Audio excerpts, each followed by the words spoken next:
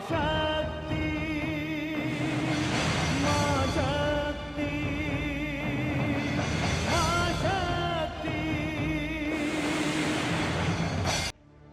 तुम दोनों मेरी बात मानकर यदि मेरे बताए हुए मार्ग पर चलते रहे तो तुम्हारे वरदान में जो एक संकट छुपा है मैं उसे भी दूर कर दूंगा।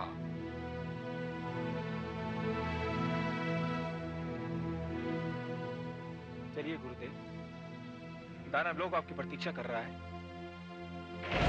नहीं नहीं, ये नहीं हो सकता, नहीं हो सकता। ये तो बहुत ही अशुभ समाचार है। असुर कुल गुरु शुक्राचार्य को शुंभ और निशुंभ अपने साथ ले गए हैं। मुझे भय है वरुण देव कि वे अब शुंभ और निशुंभ का वध नहीं होने देंगे। और उधर मां भगवती कैलाश पर पुनः प्रकट होकर वहां से चल भी चुकी है। देवराज, क्यों ना हम सब कुछ देवी भगवती पर ही छोड़ दें? आप सत्य कह रहे हैं वरुण देव, सत्य कह रहे हैं आप। अब हमें देवी भगवती की शरण में जाना होगा। आइए मेरे साथ।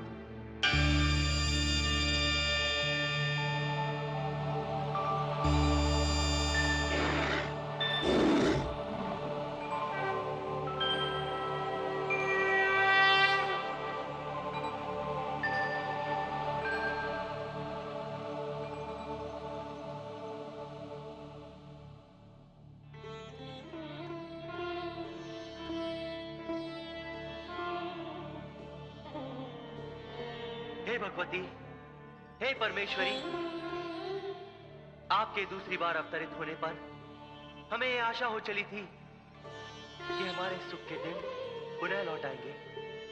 देवराज, ऐसा प्रतीत होता है कि आप दानव लोक में शुक्राचार्य की वापसी से घबरा गए हैं। माते, ये घबराने का ही विषय है, क्योंकि शुक्राचार्य हम देवताओं के पुराने बैरी हैं। अब वे शुंभ और निशुंभ को कोई भी ऐसी भूल नहीं करने देंगे जिसके कारण उनका वध किया जा सके। देवराज, आपको शुंभ निशुंभ की भूल की चिंता है, किंतु आपका ध्यान अपनी भूल की ओर नहीं है। हे भगवती, मैंने ऐसी कौन सी भूल की है? मैंने तो आपको सत्य घटना बताई है कि शुंभ और निशुंभ अपने कुल गुरु को लेकर पाताल लोक गए हैं। देवराज, असुरों को अपनी भूल का ज्ञान हो गया है और उन्होंने अपने कुलगुरु शुक्राचार्य की वंदना की, उन्हें प्रसन्न करके अपने साथ ले गए। किंतु देवराज, आप मुझे बताइए कि गत वर्षों में आप देवताओं के गुरु बृहस्पति से मिलने कितनी बार गए? आपने अपने गुरु से कितनी बार युद्ध तथा अन्य नीतियों के विषय में बात की? आप ये क्यों भूल गए? यदि गुरु ना हो तो उचित मार्ग की प्राप्ति नहीं हो सकती। हे जगदम्बे, आपने जो कहा वो सत्य है। आप हमें क्षमा कर दीजिए माते। आप अभी अपने गुरु की शरण में जाइए और देखिए किस प्रकार आपके गुरु आपको चिंताओं से मुक्त कर देते हैं। और रहा शुंभ और निशुंभ का प्रश्न, तो वे यहीं आएंगे। मैं यहीं उनकी प्रतीक्षा करूंगी। हे माते, अभी हम प्रस्थान करते हैं। हम पुनः आपके दर्शनों के लिए यहाँ आएंगे।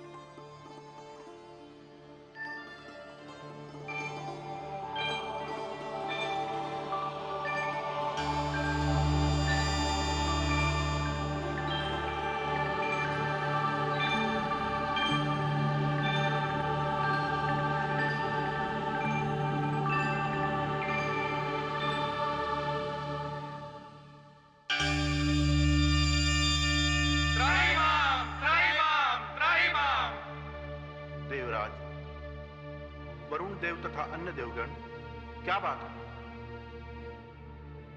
हे गुरुदेव, हम आपसे अपनी भूल की क्षमा मांगने आए हैं। जबकि हम जानते हैं गुरुदेव कि हमारी भूल क्षमा के योग्य नहीं है।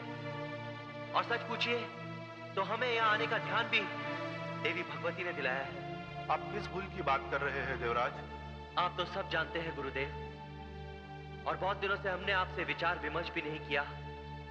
ना तो आपको संकट के आने की सूचना दी है और ना ही उसके समाधान की। और इसका यह परिणाम हुआ गुरुदेव कि हम देवता बार बार पराजित हुए हैं। हे गुरुदेव, पहले हम हिरण्यकश्यपु से हारे, तारकासुर से पराजित हुए, हमें महिषासुर ने अपमानित किया, और अब शुंभ ने हमें देवलोक से निष्कासित कर दिया है। गुरुदेव, हमें इस बात का भली भांति ज्ञान हो गया है कि गुरु बिना ज्ञान नहीं। हमें क्षमा कर दीजिए गुरुदेव, क्षमा कर दीजिए। देवराज, आपकी क्षमा याचना से मुझे संतोष प्राप्त हुआ, किंतु आप मुझसे क्षमा मांगे, ऐसी इच्छा मेरे हृदय में कभी नहीं थी। आपने भूल तो की, आप देर से आए, किंतु आए तो सही। गुरु का स्थान आडंबर और अहंकार रहित होता है। यह जानकर मेरे हृदय को कष्ट हुआ कि मेरे शिष्य संकट में हैं। बताइए देवराज, मैं आप लोगों के लिए क्या करूं? हे गुरुदेव, असुर गुरु शुक्राचार्य फिर असुरों के पास लौट आए हैं, और जब तक वे असुरों के साथ हैं, तब तक शुंभ और निशुंभ कोई भी ऐसी भूल नहीं करेंगे जिसके कारण उनका वध किया जा सके। मैं समझ गया देवराज, आपकी चिंता का कारण दानवराज शुंभ नहीं, गुरु शुक्राचार्य है। ठीक है, मैं आप सबको अपनी ओर से आश्वासन देता हूं कि आपकी चिंता के कारण को दानवों से दूर कर दूंगा। यह देव कुलगुरु बृहस्पति का वचन है।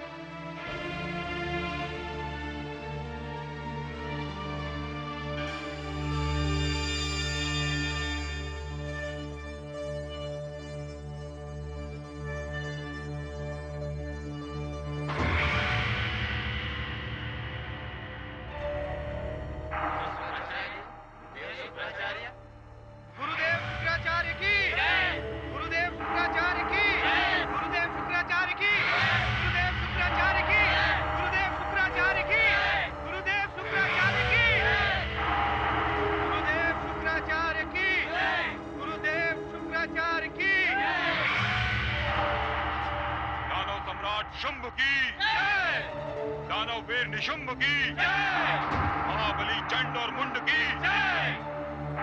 हे दानव सम्राट, कृपया सिंहासन ग्रहण कीजिए।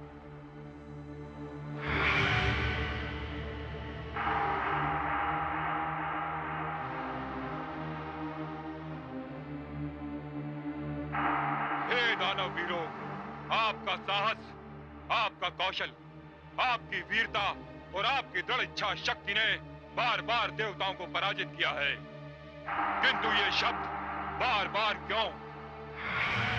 आपने कभी इस पर ध्यान दिया कि हर बार कोई दिव्य शक्ति दानवों को पराजित कर फिर पातालोक भेज देती है।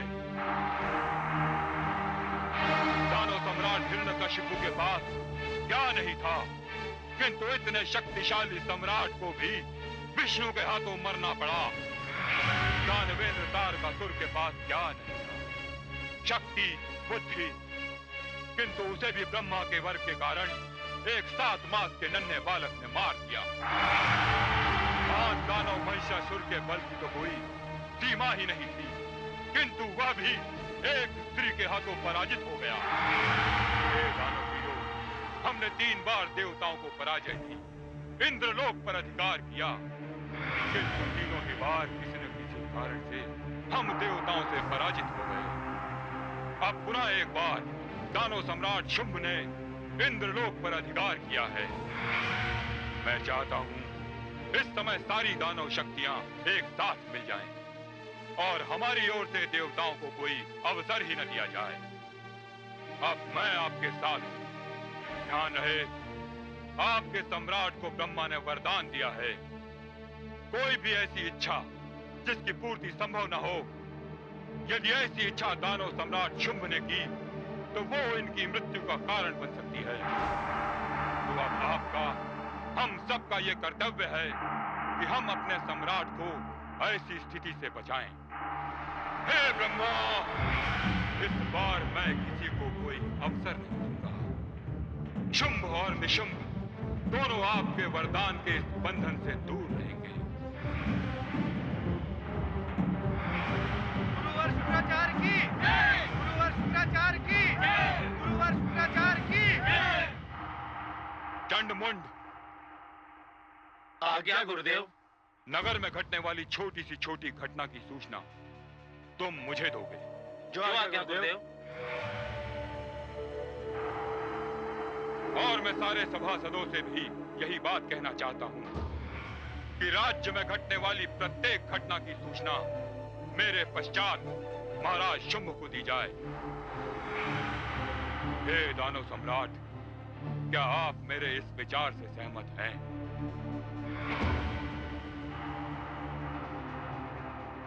हे गुरुदेव, आपका हर वचन मेरे लिए माता पिता के वचनों से भी अधिक महत्वपूर्ण है। मैं आपके हर वचन का पालन करूंगा। तो फिर मैं आपको विश्वास दिलाता हूं। तारकासुर और महिषासुर की कथा अब दोहराई नहीं जाएगी। गुरुदेव, आज आपका आगमन बड़ा ही शुभ हुआ है। दानव साम्राज्य के लिए हमें एक महामंत्री का चुनाव करना है। दानव सभा ने धूम्रलोचन नाम के एक वीर को भेजा है। अभी उसका शक्ति परीक्षण होने वाला है।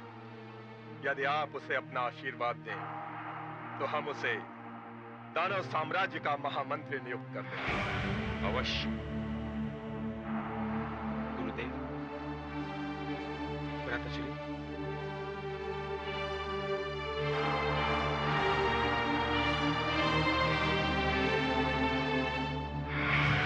धूम्रलोचन को प्रस्तुत किया जाए।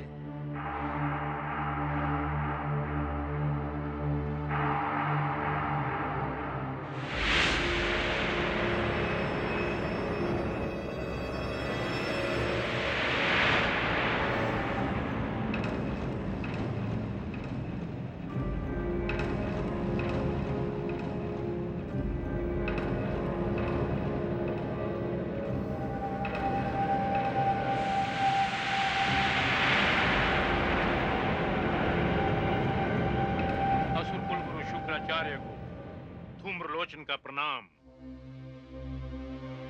महाराज की जय हो। महाराज, मैं आपका अधिक समय नहीं लूंगा। जो आपकी सेना में सबसे शक्तिशाली हों, जिनको अपनी भुजाओं की शक्ति पर विश्वास हो, उनमें से 16 मेरी बाईं ओर आने दीजिए और 16 मेरी दाईं ओर। फिर मैं अपने गले में एक रस्सी का फंदा डालूंगा, जिसका एक छोर बाईं ओर होगा और दूसरा छोर दाईं ओर। महाराज, फिर आपके ये दानव पूरी शक्ति से उस रस्सी को दोनों ओर से खींचेंगे और ये स्थिति तब तक बनी रहेगी महाराज, जब तक आप मुझे उनको हटाने के लिए नहीं कहेंगे। अद्भुत।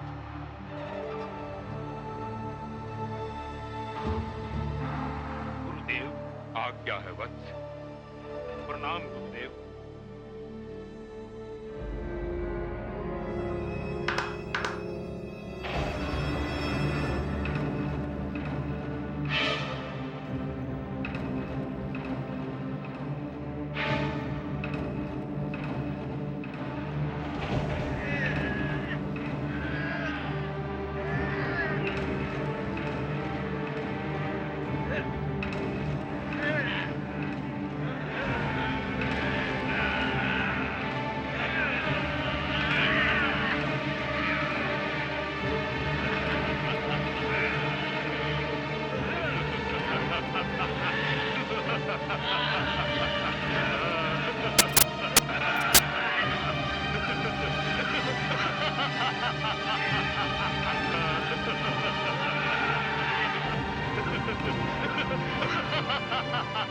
बस करो, अब धूम्रलोचन की बारी है।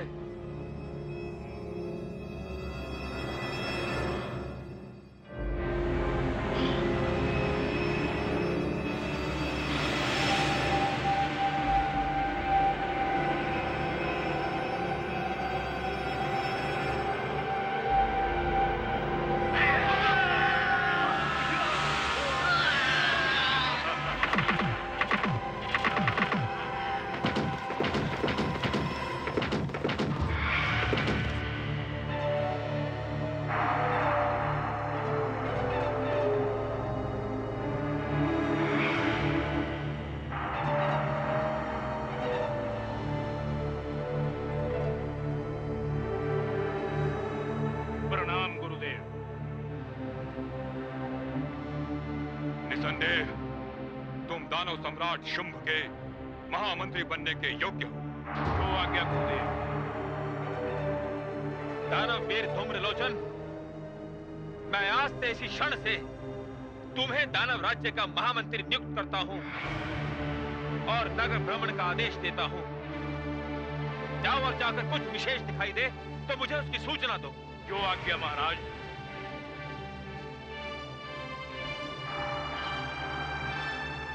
अब मैं आश्रम की ओर जा रहा हूं। मेरे आश्रम के द्वार हर दानव के लिए सदैव खुले हैं।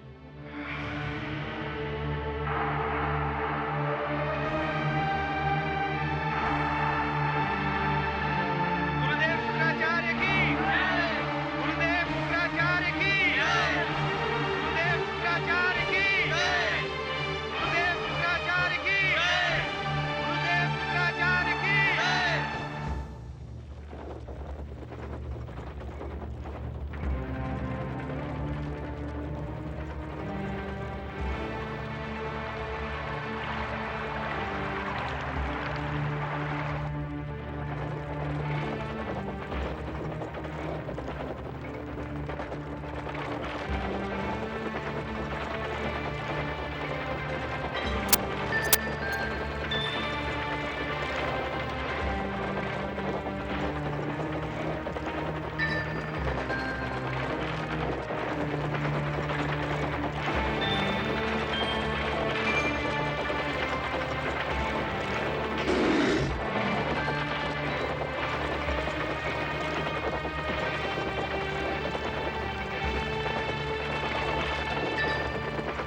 सारथी, रथ रोको।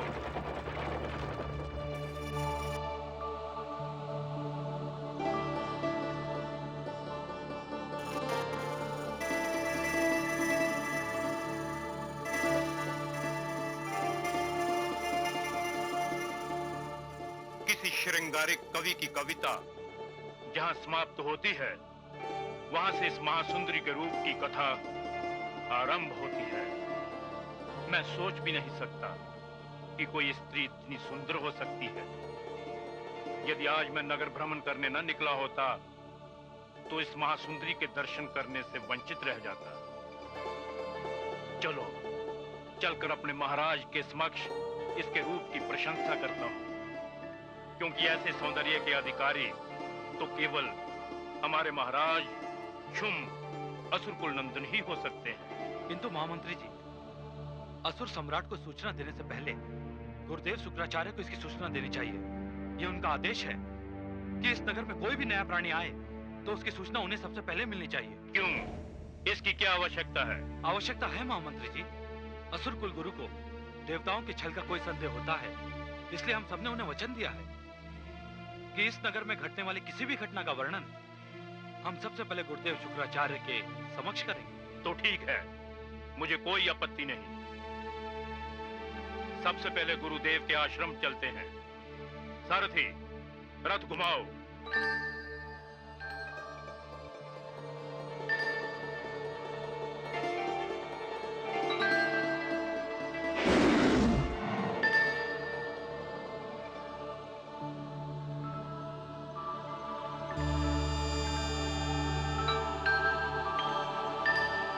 प्रणाम जगदम्बे।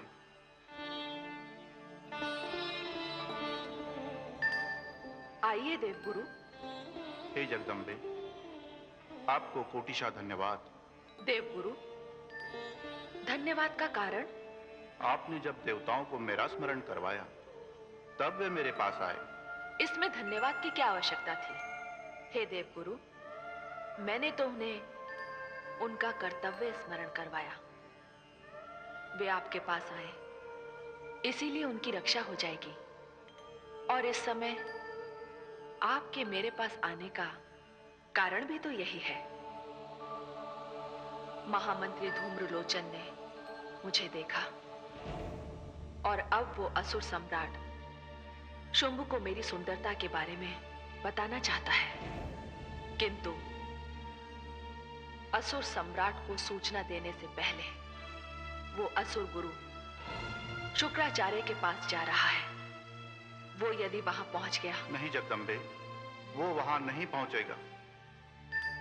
आपकी इच्छा के विरुद्ध इस संसार में कुछ भी नहीं हो सकता। मुझे आज्ञा दीजिए।